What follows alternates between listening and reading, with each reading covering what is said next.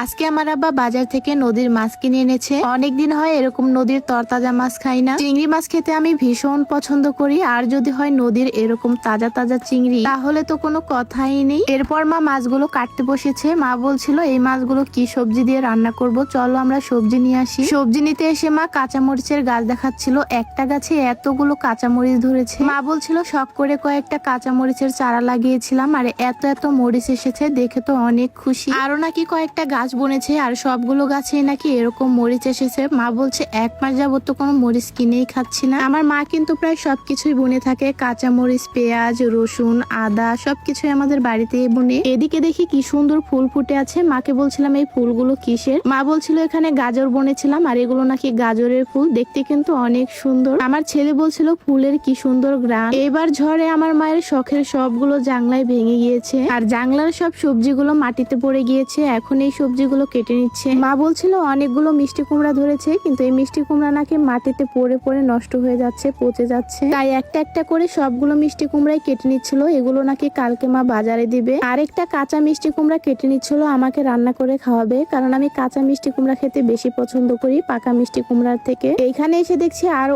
অনেকগুলো মিষ্টি কুমড়া আছে। মিষ্টি কুমড়া কাটার আগে চলুন আপনাদের সাথে কিছু কথা বলি। বাবার বাড়িতে এসেছি, কিন্তু স্লিমিং টিটা কিন্তু আনতে ভুলে যায়নি। এখন থেকে মায়ের হাতের মজার মজার খাবার খেয়ে মোটা হওয়ার কোনো চিন্তাই নেই, কারণ এখন আছে ওজন কমানোর জন্য এই অর্গানিক স্লিমিং টি। এবার আমি এই স্লিমিং টি খেয়ে অনেক বেশি উপকার পেয়েছি, তাই আমার সবকিছু মিস গেলেও এই স্লিমিং টি খাওয়া আমি কখনোই মিস করি না। সকালে এবং রাতে খালি পেটে 1 চা চামচ করে স্লিমিং টি 1 গ্লাস পানিতে 3-4 মিনিট ফুটিয়ে এরপর একটু লেবুর রস দিয়ে মিশিয়ে খাই। এই অর্গানিক স্লিমিংটা কিন্তু ছেলে মেয়ে সবারই অনেক সহজেই ওজন কমিয়ে দিবে। শুধুমাত্র চিনি জাতীয় খাবার একটু অ্যাভয়েড করে চলতে হবে। এই অর্গানিক স্লিমিংটা আমি নিয়েছি ইউনিক কালেকশন পেজ থেকে। ক্যাপশনে আমি পেজ লিংকটা মেনশন করে দিব। এখানে হোয়াটসঅ্যাপ নাম্বারটাও দিয়ে দিচ্ছি। যাদের থাইরয়েড, ডায়াবেটিস আছে তারাও খেতে পারবেন, শুধুমাত্র প্রেগনেন্সি আপুরা খেতে পারবেন, কিন্তু বেবি হওয়ার 1 মাস পরে আবার খেতে পারবেন। নিয়মিত যদি আপনারা এই স্লিমিং টিটা খান তাহলে 1 মাসে আপনারা 4 থেকে 5 কেজি ওজন কমাতে পারবেন। দেরি না করে এক্ষুনি অর্ডার করে ফেলুন। যাই হোক, এরপরে আমার মা সবগুলো সবজি ঘুরে ঘুরে দেখাচ্ছিল। বলছিল এখানে দেখো কতগুলো পটল হয়েছে, কিন্তু আমার মায়ের সবগুলো শখের জাংলাই এই ঝড়ে ভেঙে গিয়েছে। পটলের গাছটাও দেখেন কি সুন্দর হয়েছিল, কিন্তু ঝড়ে এই জাংলাটাও ভেঙে গিয়েছে। এখানে দেখছি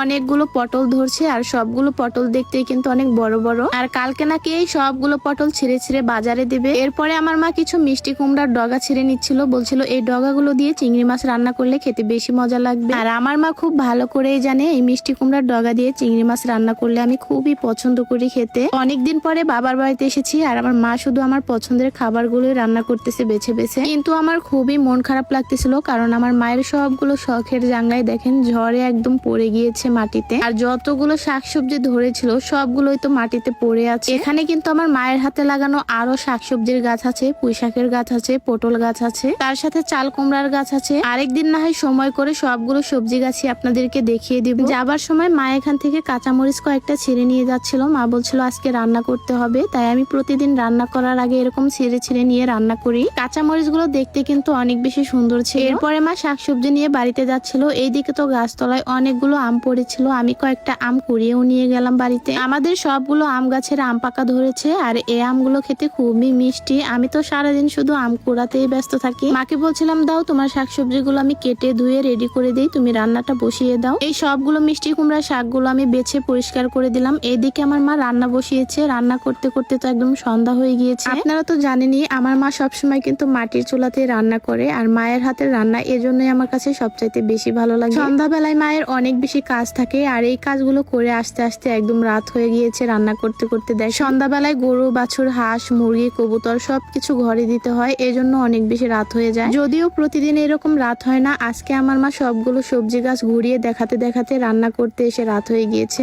মায়ের পাশে বসে বসে গল্প করছিলাম, আর মায়ের হাতের মজার এরকম রান্না দেখছি। এই তরকারিটা খেতে আমি অনেক বেশি পছন্দ করি, মিষ্টি কুমড়ার ডগা দিয়ে চিংড়ি মাছ। আপনারা কে কে আমার মতো খেতে পছন্দ করেন সবাই কিন্তু কমেন্ট করে বলে যাবে। তরকারিটা দেখতে কিন্তু অনেক লোভনীয় হয়েছে। এরপরে মাকে বললাম দাও তরকারির গামলাটা দাও, আমি ঘরে নিয়ে যাই। যদিও রাতের বেলায় আমি ভাত খাই না আমার ওজন বেড়ে যাবে বলে, কিন্তু মা আজকে অনেক বেশি জোর করতেছিল খাবার খাওয়ার জন্য, তাই মায়ের কথা আর ফেলতেই পারলাম না। আমার পছন্দের খাবার দিয়ে আমি 1 প্লেট ভাত খেয়ে নিলাম। তরকারিটা খেতে অনেক বেশি মজা হয়েছিল। যাই হোক, আজকে এ পর্যন্তই। সবাই ভালো থাকবেন, সুস্থ থাকবেন। আল্লাহ হাফেজ।